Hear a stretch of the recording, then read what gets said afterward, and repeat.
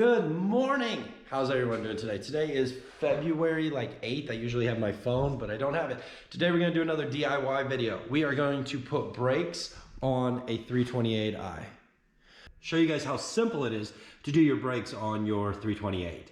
This is a 2010 model, so I think this is an E92.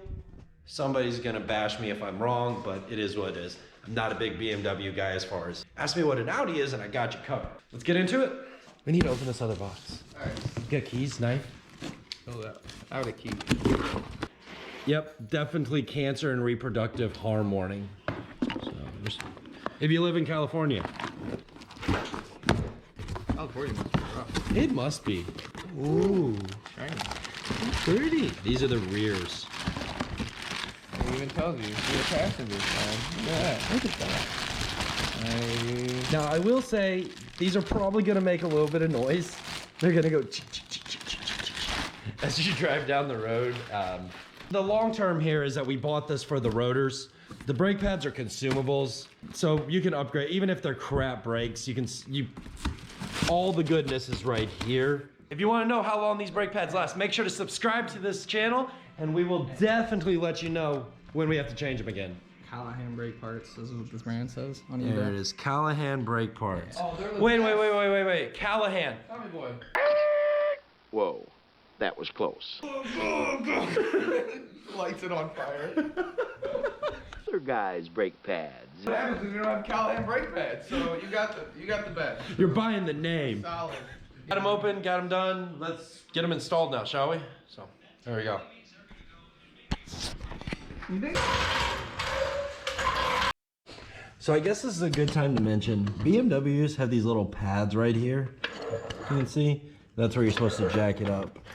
All right, now that we got the lug nuts off, car jacked up and everything, we need a very, very technical tool because the wheel is stuck. Kyle is gonna demonstrate to us the technical method of removing a BMW wheel. Oh yeah. Yes. So first off, you must get into the squat position like he is sitting here. Place both feet on the wheel and start kicking. Eventually. Oh, there we go. In order to get this project started, all right, so here's the deal. We're replacing the entire rotor and the brake pads. If I'm just doing pads, just pop the caliper off and do a pad instead. Well, in this case, we're not doing that. We need to take the entire caliper and caliper bracket off so that we can get to the rotor. But there are two bolts. There's one right there, and then there's another one right down there. You want to take both of those off, and then it's going to make it really, really easy for this whole thing to just come right off. Your rotor will slide out, and I'll show you guys how to compress the caliper after we get that off. So let's get that done real quick. Remember, lefty loosey, righty tighty. So I'm using a 16mm gear wrench. These are extra long. I love these things. You can buy these on Amazon.com or eBay if you want. Great addition to your toolbox if you don't have them already.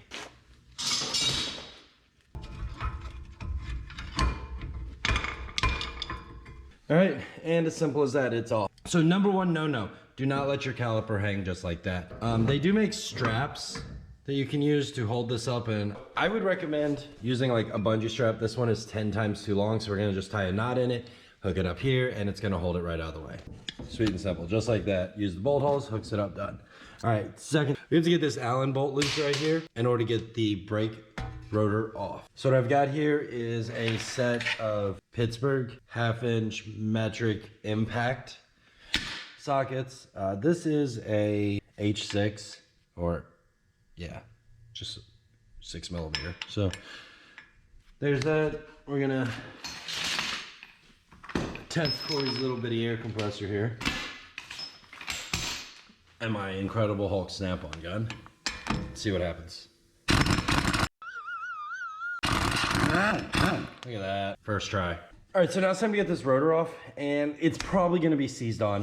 Real facts. It's not gonna wanna come off really easy, so you gotta get yourself a BFH. This is a baby BFH.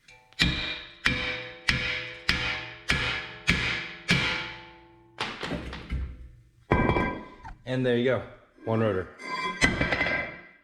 Just like any other new rotor, you definitely want to spray it off with brake clean. We are just using some good old-fashioned AutoZone, highly flammable brake clean, and we're just going to spray it on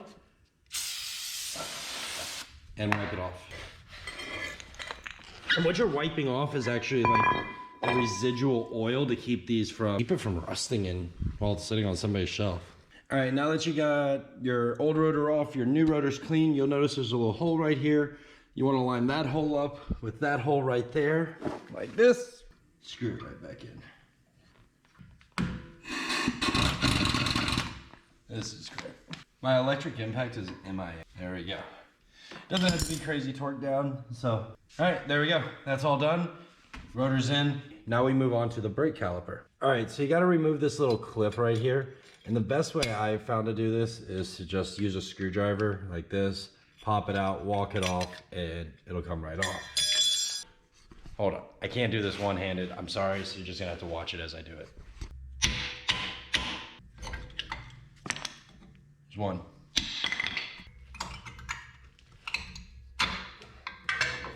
There's the other one. There's that. And now we got this piston. Okay, so we're at this point. What do you... You have a few different ways you could do this. You could do it with one of these. This is a brake tool. You could do it with one of these. This is another brake tool. And you could also get a good old-fashioned C-clamp. Whichever route you want to use, it's completely up to you. Then you just squeeze, and it'll push the piston in slowly. Done. We're gonna wanna make sure to lube up the ends right here. Actually, the caliper slides back and forth on. This stuff's great because if you're gonna do any major like DIY work, anything along those lines, I would recommend having some caliper grease. Pretty much anything on your brakes. Lube brake system stops better than a rusty, corroded, craptastic one. All right, I just found the first cork of these new brakes that it's not that big a deal, but it is something I wanna point out. Do you see anything different? Well, what's different is this plate right here. If you look, this shouldn't be on there. There's no way for that to go in. So we're just gonna remove those like I did. All I did was take a pair of dikes, grab the corner of it, and just rolled it off like a piece of like an old sardine. It should. Perfect. Just drop it right down up in there. So now we'll just install this caliper and bolt it in and we're done. We have to put the bracket on the outside. I always recommend doing that after you get the caliper back on, because you are gonna have problems if you don't. Slide your brake caliper, bracket, bolts, everything. Right down in there. Put your bolts back in. Tighten everything back up, put your wheel back on, and you're done. Now that you got everything reinstalled, all we gotta do is put this little bracket. These things are kind of goofy, but they do go back on pretty easy. So do that.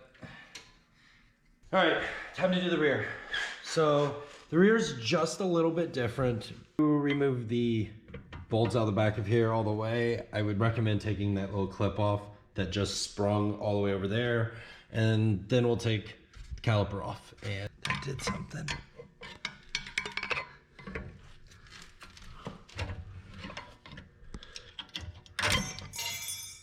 Bada bing. What you have is, you have one here and one down there.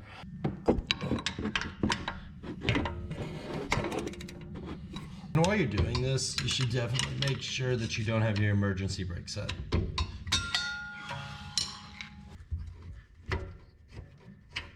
There you go. So once you got the bolts out, you should just be able to set it right there. We're not gonna try to move it too much. Then we gotta do the same thing again back here and remove the little Allen bolt out there. So let's get that done, and then we can pop this off and swap over to the drilled and slot rotor that we got.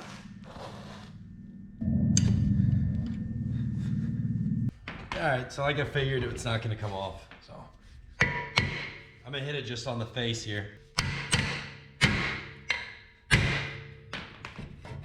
There we go. And something to note, whenever you do that, make sure your emergency brake is in the downward position, because what's gonna happen is you're gonna pound and pound and pound and nothing's gonna happen. You're gonna end up breaking brake components, and we don't wanna do that. So just quick tip. Don't forget to clean your rotor. Same thing as the front. There's a bolt hole right here that this little set screw goes back in. You gotta make sure that's all lined up. There we go. Now let's get onto this caliper here. So we're gonna do the same thing as we did in the front, and we're just gonna set it up here and we're gonna work on it. Just gonna bop the brake pad right here. Boogers. There we go. And then we can just slide that pad right up out of there. All right, this one's gonna have a little clip on it, and we're just gonna have to pop it loose.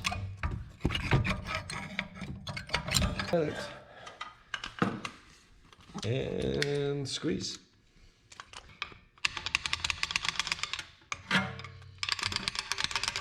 This is sloppy mechanic style stuff. I don't watch that. Dude, you'll probably like them. All right, and then we just shove it right back in. Line, make sure your brake pads sit out. And there you go. Take your bolt. It's easy, I find, to put like top bolts in first.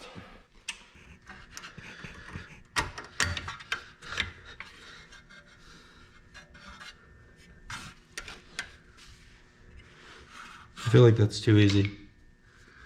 Also, don't forget to put your brake wear sensor back in. It goes right there. All right, guys. Well, I hope you found value in this content. I hope that you were able to change your brakes on your 328. My battery's probably gonna die here, so I'm gonna have to go and do this again.